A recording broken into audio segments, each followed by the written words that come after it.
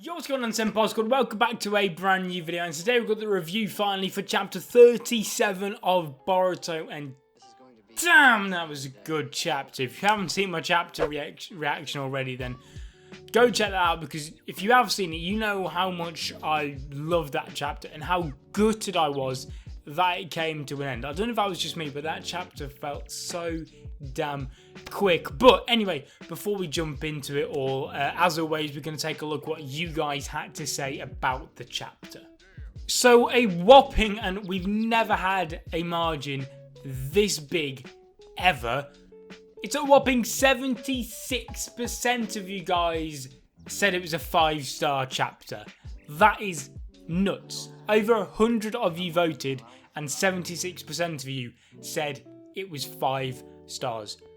Unreal. Let's go and take a look at some of your comments. Total Walking 8 says a 5, but I'd like to see Naruto use other jutsu in future chapters. It's been 16 years since the war, which more than enough time for him to learn more jutsu, but so far his only jutsu has been Mud Wall. I wonder how Boruto will react to when Kawaki tells him what happened and what will be Kashin Koji's next move. I think that's definitely going to be the chunk, or a good chunk, probably maybe the start or middle portion of the next chapter.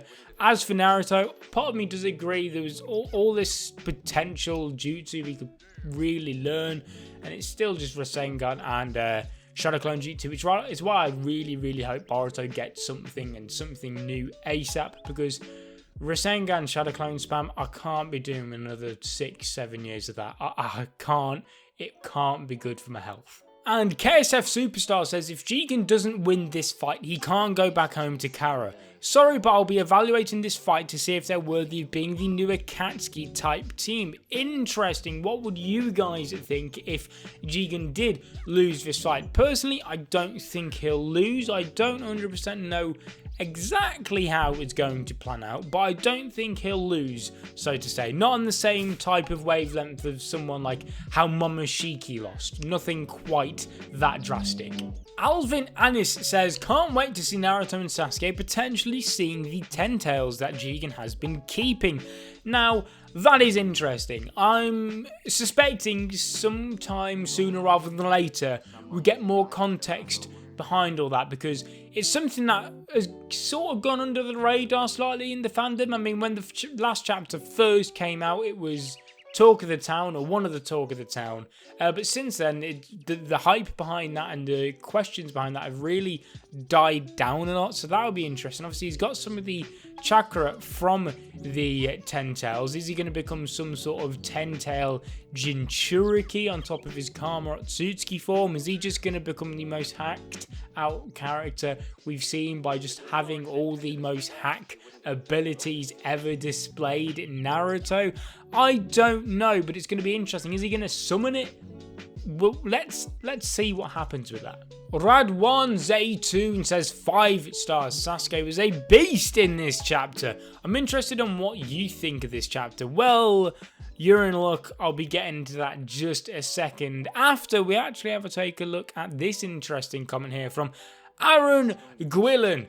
Kind of short chapter, meh battle, nothing too spectacular. Now, I left it for that one on purpose because I feel like that is going to cause quite the controversy. I want you guys to let me know in the comment section down below whether or not you share the same opinion as our boy Aaron here. So I'm going to go with a 5 stars this chapter. Part of me almost turned it down to a 4, but then I looked at this chapter and I compared it to the previous very action heavy chapter we got, which was back in the Delta fight. And then when I came back and looked at this one, which was another very action heavy chapter, I just realized the vast improvement that Ikimoto has gone through. Like, there's a mile of difference between those two chapters, and judging by that, I mean, I'm not going to compare Boruto to other series the same way I don't compare Black Clover to other series while I'm reviewing them.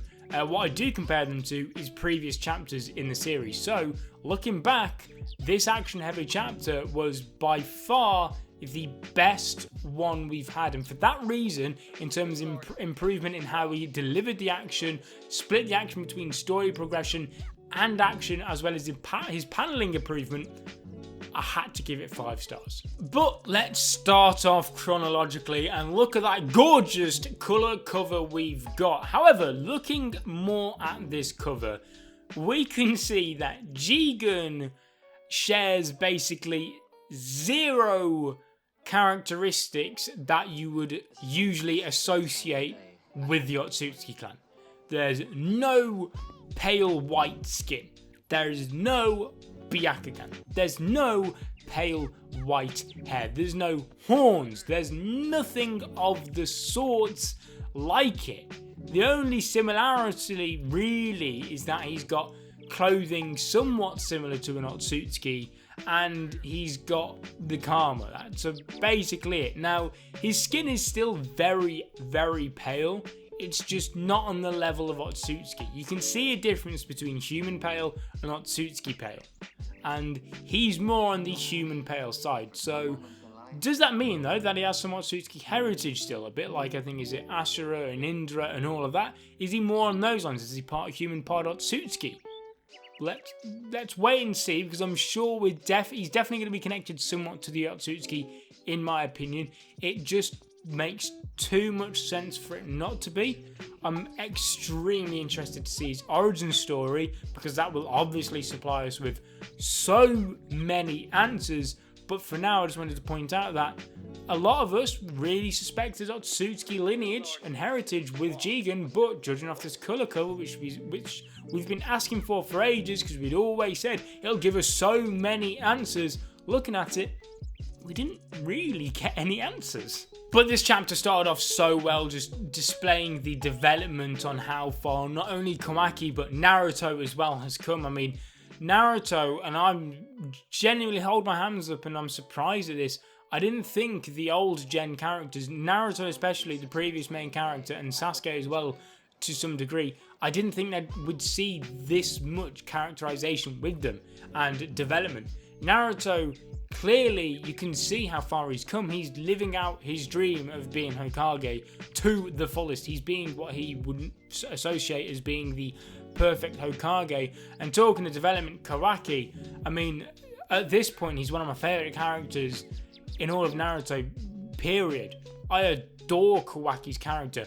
I mean, not only is he one of the best characters in Naruto, period, in my opinion, he's by far, without a shadow of a doubt, the best character in Boruto by an absolute... There's no competition, essentially. Nobody even comes close to him. But going into more of the fight, we see Jigen actually teleport Naruto away to a separate dimension, and you can't help but think back to chapter 1 and what Kawaki says about, I'll send you where I sent the 7th Hokage. You can't help but think that this dimension is foreshadowing where Naruto is going to end up being sent to, because Jigen said in this chapter that he sent Naruto there not with the plans to fight him, because essentially he'd probably have a better chance fighting Naruto in his home, because Naruto can't go all out like against Delta. That was his limitations in that fight. But Jigen instead sent him there to trap him there. And you can't help but think that Jigen failed to do that. But it's clearly building up to and foreshadowing Kawaki one day eventually succeeding to do that. Now, I don't know what's going to cause that, whether it be out of hatred, revenge, or maybe Naruto's own safety. I honestly don't have a clue. But I think, looking at it from this chapter, the likelihood of that being the case has skyrocketed. Talking of Kawaki, actually, this panel right here, this page in general, it's so brilliant. It's by far my favourite in the entire chapter. You look at the just sheer despair and emotion in Kawaki's eyes. I actually mentioned it in my chapter reaction. It stuck out to me straight away. The emotion Ikimoto penned into that panel was just unreal. It was heartbreaking without any doubt. And it's just, even though there was no words really, I mean, Kawaki does say Lord Seventh, but it's not really anything. Even without that, it still has the same effect. The emphasis it puts onto Kawaki in how heartbroken and distraught he is. I mean, people still to this day come out with theories, and I've said since day one that I think it's one of the dumbest theories I've ever heard in my life about how Kawaki is all an actor and this is all him and Jigen's plan, and he's a spy, and he's spying on Naruto, and he's spying on Konoha, and he'll go back to Jigen, and all this type of stuff, and he's just faking all of it. And I came out and I debunked a lot of it, and people still come at me, and even after this chapter, people still say it. And if that's your opinion, then honestly, I do respect that, but I don't see how you could say that with a straight face after this chapter. If Kawaki does end up acting all of this, then he's in the wrong series. He should be in Hollywood. He should be above Hollywood. He is the greatest actor I would have ever seen, because not only does he display the emotions so authentically, but the dude managed to escape Kurama and his detection of negative chakra. So I just wanted to mention that theory, and I want to know if you guys do genuinely believe in this theory, and whether or not you want me to make a separate theory video discussing my thoughts about it, because I have a lot I could talk about on this theory. I could go for maybe not hours, but I could go for a while about why I hate this theory. But you know what, before I go on for hours talking about it, let's move on to my next point. Also, this panel right here about Naruto saying how this is perfect for them, they've got no restrictions, no limitations, they can go all out here. I personally, and I've said about my distaste towards this plenty of times now, and it's not exactly music to my ears, but I know it will be to some people, and that's why I wanted to bring this up, because as well as that, it does also make sense narratively why this would be the case. But I think we can expect to see big, bad, giant monster battles. I think, like how in Momoshiki fight, there was a little phase of big, bad monster battles going on there. I hate the monster battles in Naruto, I really do. But I'm not going to lose sleep over them. I know that it does make sense. It's there. If they don't get used, people will moan that it's dumb writing and they're purposely nerfing Naruto and Sasuke to make the story more interesting or whatever. And I'm going to come on to that again a little bit later on towards the end of the video, because the fandom have gone nuts again, or a part of the fandom have gone nuts again complaining about that. But I just wanted to pass you on to that as well. Monster fights. Where do you stand with them? Personally, not a big fan at all. But this following panel was another absolutely stunning panel in my opinion. It was a very close second to being my favourite of the entire chapter. And it's literally just 2 panels on a page. No words this time whatsoever. But holy, does it lay an atmosphere out for the reader or what? You can't help but look at this panel and think about the pure emptiness. Like, it does such a good job of displaying the pure emptiness and setting up the empty, lifeless atmosphere in that dimension. It's so fantastic. It's like it makes you feel like it's a dimension where literally those 3 people are the only life forms in the entire world. That's the type of panel that it is, and it's so good because of it. And wow, I'm beginning to sound like a broken record at this point, because Ikimoto never gets this much praise from me. Never. I'm sure if you went back and looked at any other chapter review I've done, I've never given Ikimoto this much praise, because usually I'm not a massive fan of his art. But there was more great paneling in this chapter, and it was the panel of seeing from Sasuke's point of view, Jigen firing the chakra rods when they're very small, and we also see a close-up of Sasuke using his Sharingan and using his Dojutsu to actually understand what's going on, and that's great paneling. Like I said, I'm not usually a massive fan of Ikimoto's paneling. I still don't think it's brilliant. I think he's extremely bland and boring with it. I think he could be so much more creative. They're always usually the same square or rectangular boxes with... Yeah, I'm not going to go too much into it, because like I said, I'm going to try and keep this... I want this chapter review to go down in history as the one where I just praise Ikimoto to the end of the world, because like I said, although I think it's still boring, it was a gigantic improvement on anything he's given us in the past. Like I said, whereas before in previous chapters when we'd get pages with no text on whatsoever and just the odd like 2 panels, back then they used to be disregarded as a waste of a page. I remember the community would constantly be talking about how he wastes pages. Whereas in this chapter, when we get panels and pages with little to no wording on them at all, instead of being disregarded as a waste, what they're doing now is setting an atmosphere. Anyway, moving on to Jigen's technique. I love it. I absolutely love it. My biggest fear that he would have a recycled, boring technique that we've seen, or a slight variation of a technique we've already seen in the Naruto franchise. That was my biggest worry. And seeing this one, it's confirmed me that I don't have to worry about that anymore.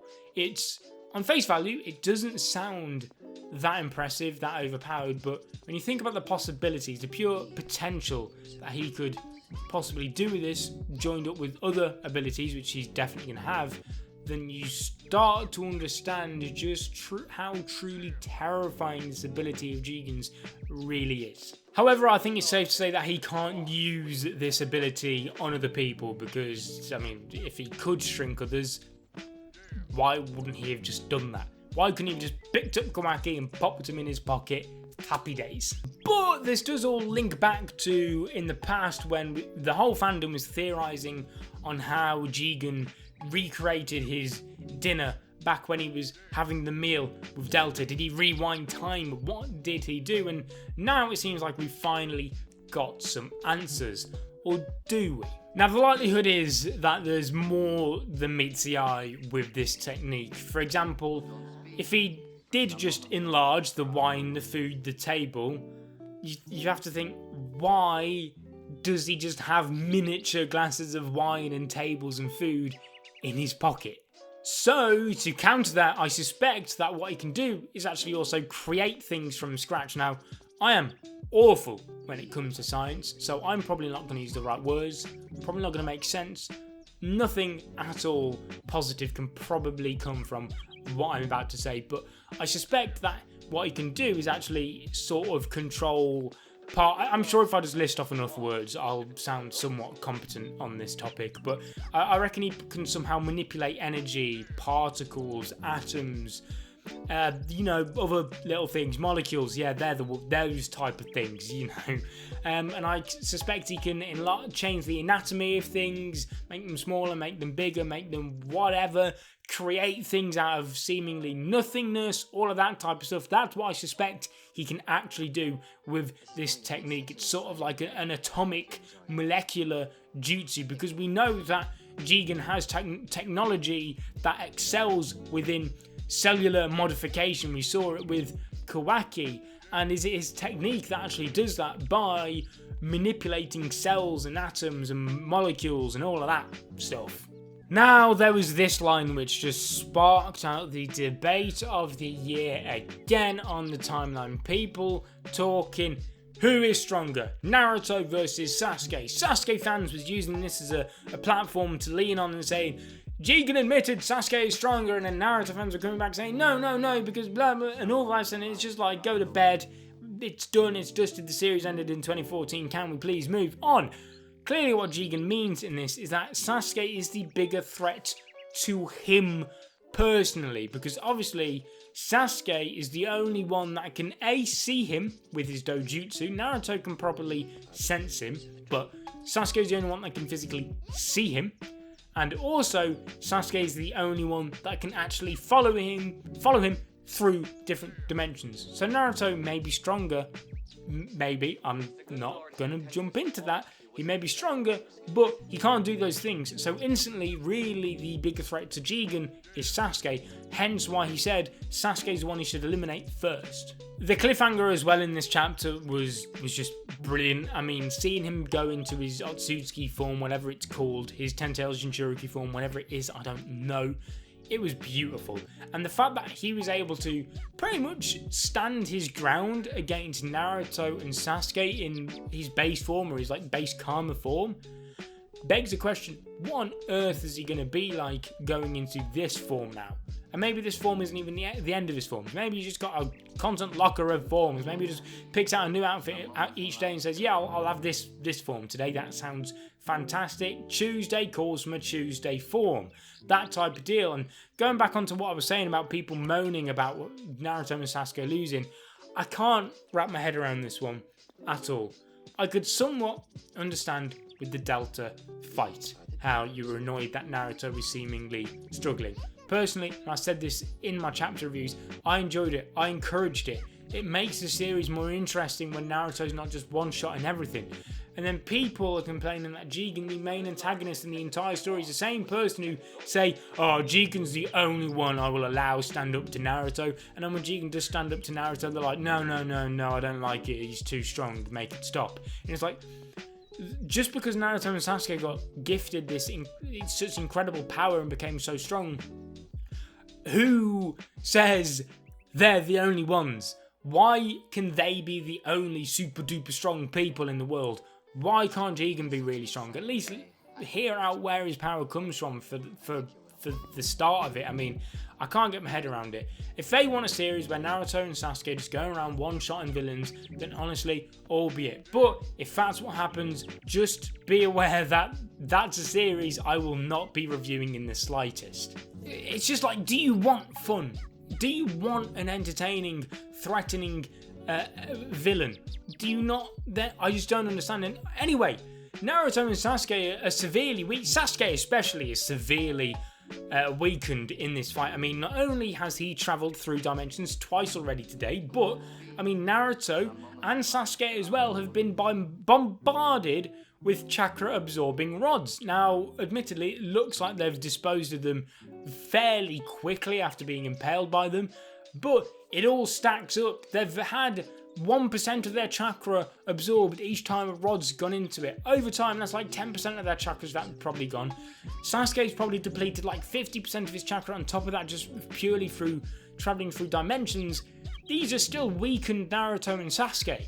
Like, just for once in your life, stop sucking up to them, please. God, I did not want that to turn into a rant, but it did.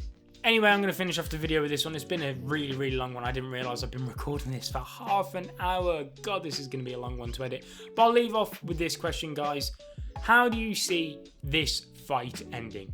I can't see Naruto or Sasuke dying. Not in the slightest. The possibility doesn't even begin to cross my mind. I can't really see Jigen fully losing.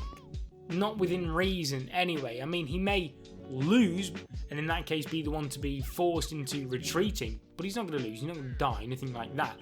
Personally, I see what will happen is more likely the fight will be interrupted. I think Naruto, I think Boruto even, and Kawaki will probably do something. Obviously, Jigen was able to transport there, and considering Kawaki is seemingly going to transport Naruto to that dimension as well at some point, using the karma, I think it's safe to say that somehow they can open up a portal to that dimension. Now, if that's the case and they do try and experiment a bit with their karma together, then I think we may see Momoshiki as well in the next chapter. I think with Boruto, the amount of times I've tried to predict what's going to happen in the following chapters and been so wrong, and many others the same as me, I think with Boruto, you've just got to expect the unexpected.